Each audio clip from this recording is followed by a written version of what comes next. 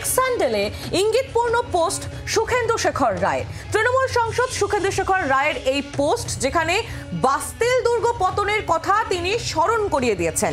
1789 সালের জুলাই মাসে ক্ষুব্ধ জনতার হাতে পতন, বাস্তিল দুর্গের পতনের জন্ম হয় ফরাসি বিপ্লবের। সম্প্রতি আরজিকর ইস্যুতে সুখেন্দু শেখরের পোস্টে বিতর্ক, একাধিক বিতর্ক আমরা দেখি। পুলিশের তদন্ত নিয়ে প্রশ্ন তুলেছিলেন সুখেন্দু শেখর রায়, এমনকি তিনি পুলিশ কমিশনারের সিবিআই হেফাজতও চেয়েছিলেন। এরপরেই লালবাজারের তাকে তলব করা হয়। চাপের মুখে পড়ে পোস্ট ডিলিট করে দেন সুখেন্দু শেখর রায় এবং তারপর আবারও একবার সুখেন্দু শেখর রায়ের এই পোস্ট বাস্তিল দুর্গের পতনের কথা স্মরণ করিয়ে দিলেন তৃণমূল সাংসদ।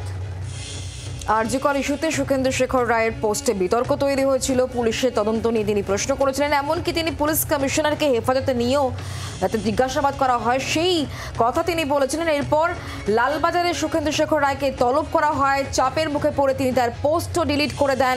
আর এরপর আবার তার এই পোস্টকে কেন্দ্র করে কিন্তু জোর আলোচনা শুরু হয়েছে। তৃণমূল সাংসদ সুখেন্দু শেখর রায়ের পোস্ট, যে পোস্টে তিনি উল্লেখ করছেন বাস্তিল দুর্গ পতনের কথা, যেখানে তিনি উল্লেখ করেছেন এই কথা এবং সেখানে তিনি জানাচ্ছেন যেমনটাই 1789 সালে জুলাই মাসে ক্ষুব্ধ জনতার হাতে যেভাবে পতন হয়েছিল, বাস্তিল দুর্গের পতনে জন্ম হয় ফরাসি বিপ্লবের।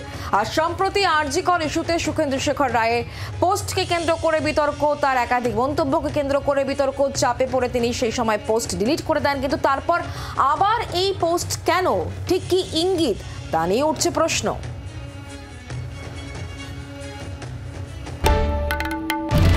বাংলার আওয়াজ, বাঙালির আবেগ, জি 24 ঘন্টা।